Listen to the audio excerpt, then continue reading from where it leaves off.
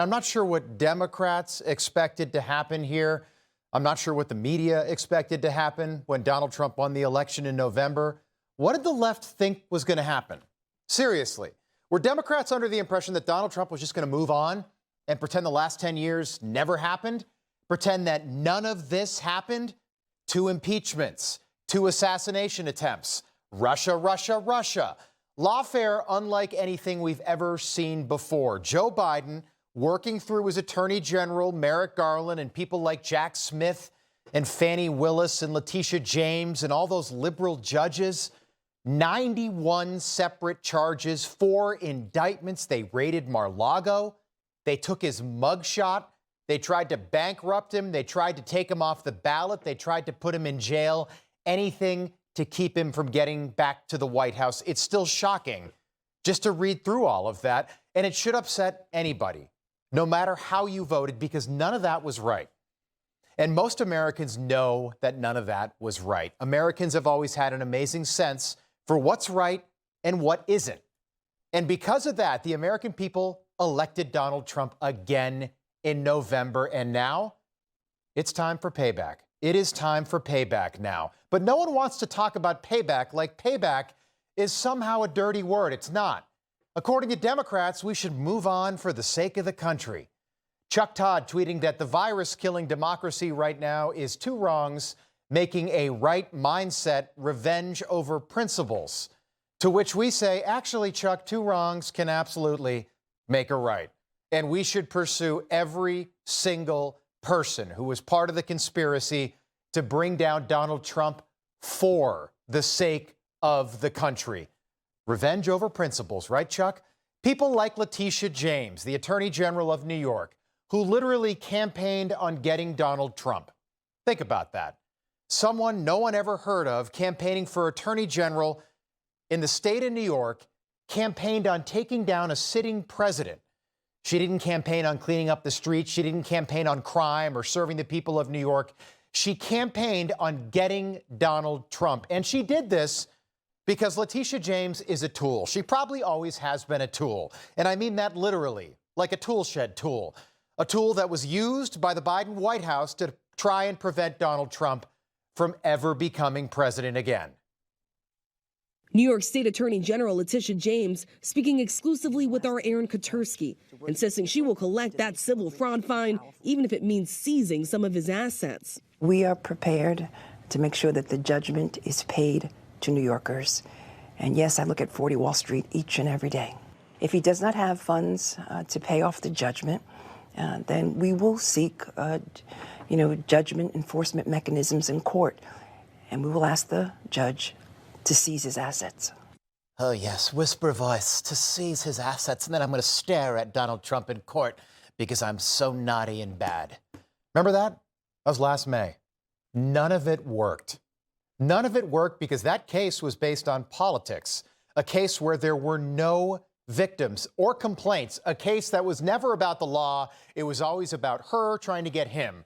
Letitia James trying to get Donald Trump. How do you like me now, Letitia? He's back in the White House and you're in a whole lot of trouble.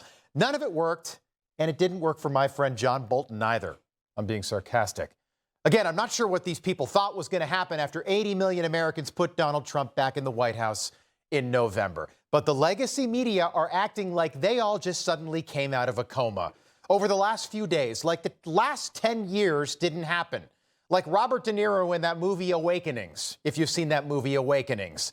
The Associated Press writing that Donald Trump ran in a promise to use the powers of the government for revenge against those he believed wronged him, and now he appears to be fulfilling that campaign promise. Exactly. Yes, exactly. That's exactly what is happening right now. There's no ambiguity about that. The New York Times writing about Donald Trump's revenge campaign live on TV. The president is perverting the justice system to intimidate his critics.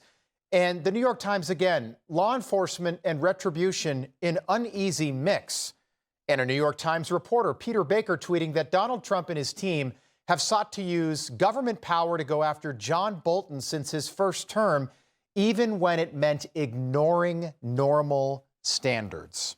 Normal standards. My goodness, was Peter Baker in a coma too? Was the New York Times in a coma? Was everybody in the newsroom in a coma? Normal standards, Peter? Was it normal for the Justice Department to indict a former president 4 times and charge him 91 times? Was any of that normal? Of course it wasn't, Peter. None of it was normal. In fact, it had never been done before in American history, but the media doesn't remember any of that. But you know, a lot of people have already looked at this and said, this looks a lot like retribution. This seems to be just blatant, bald-faced retribution because Donald Trump doesn't like him. A source close to Bolton, though, saying, quote, "It's retribution, pure and simple." Well, I think President Trump has been quite open that he is embracing a campaign of retribution against his enemies. Joe Biden was the first president in history to weaponize his own Justice Department to go after the guy running for president against him. Fact, full stop. Let that marinate for a moment. That's what happened for 4 years. Where was the outrage then? Where was Chuck Todd? Where was Peter Baker? Where was the New York Times? Jeff Jacoby, a reporter for the Boston Globe, tweeting that the Trump administration grows steadily more grotesque. Never has there been a more vindictive president or one more intent on using the power of government to punish his critics. My goodness, Jeff, who I'd never heard of before today, apparently was in a coma for the last 4 years, too, because no one seems to remember anything that happened when Joe Biden was president. On CNN, it was the exact same thing, meaning one of 2 things. Either these people are really stupid or they literally have amnesia. There is no evidence that there was some top-down order of political retribution in either the Obama or the Biden administrations.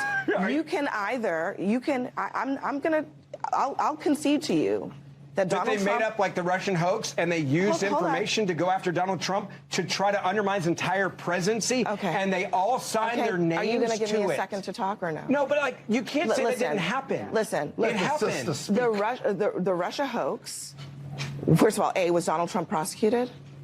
They did it to impeach was he him. prosecuted? He was in... Yes. The Washington Post writing that the Friday John Bolton raid and the rebuke of Trump's $500 million fine show what happens when justice is not impartial. And I'm trying to read that with a straight face, but that is difficult. I want to read that last part one more time. The Friday raid shows what happens when justice is not impartial. When justice is not impartial. Was justice impartial when they raided Mar-a-Lago? Was justice impartial when Donald Trump was forced to sit in a New York courtroom for 6 weeks last May? Was justice impartial when Donald Trump, the most famous human being on the planet alive today, was forced to sit for his mugshot? That was 2 years ago yesterday. We don't remember justice being impartial back then, ever. Again, the media are writing this stuff like the last 4 years, heck, like the last 10 years. Never happened.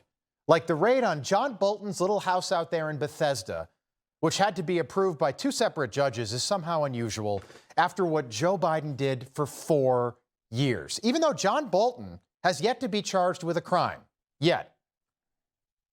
Is Ambassador Bolton being targeted because he's a critic of President Trump? No, not at all. And in fact, if we were trying to do that, we would just throw out prosecutions willy-nilly like the Biden administration DOJ did, prosecutions that later got thrown out in court.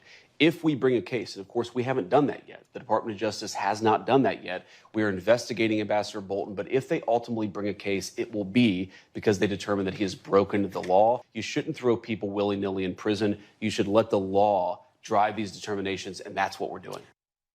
That was the perfect answer right there. And what's interesting, whenever someone mentions the midterms to me, I kind of have to laugh.